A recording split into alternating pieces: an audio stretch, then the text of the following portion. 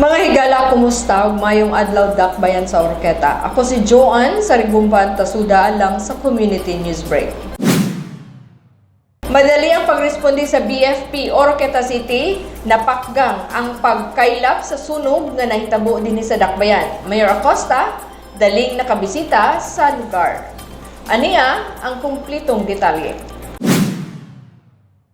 Daling nakaresponde ang Bureau of Fire Protection Oroqueta City human sila nakadawat sa impormasyon nga dunay nahitabong sunog sa usa ka panimalay sa Barangay Poblacion 1 kilid mismo sa Misamis Occidental National High School kun MONHS ning Dakbayan kaganihang buntag July 29, 2024. Partially damaged ang nahiaguman sa panimalay ni Anthony Leopoldo ug miabot sa second alarm. Daling nakaresponde ang team, dala ang mga fire truck sa BFP Oroqueta City, City Disaster Risk Reduction and Management Office kun CDRRMO, Provincial Disaster Risk Reduction Management Office kun PDRRMO, uban sa tabang sa Aloran Fire Station nga gipangunahan ni Ground Commander Senior Fire Officer 3 Julius D. Ucolam.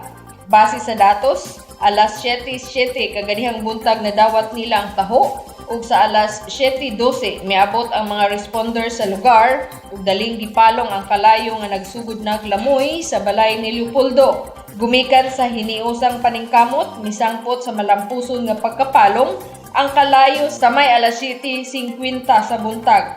Walay gikatahong casualty o pagkaangon. Adunay gibanaba ng 90,000 pesos ang danyo sa nahisgutang sunog. Ang pag-abot gilayon sa unom ka fire truck nagpakita kini nga andam ug abtik ang mga responders sa BFP sa Dakbayan alang sa mga posibleng dinaliang tawag.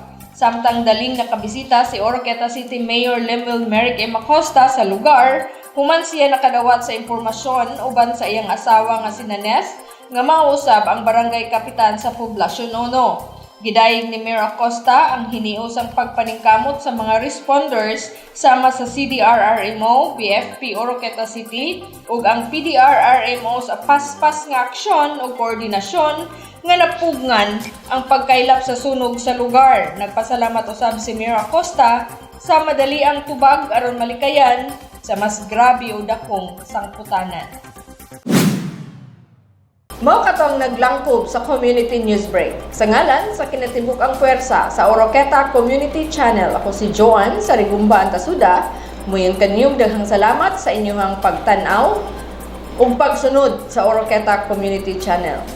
Daghang salamat ug hangtod sa sunod nga higayon.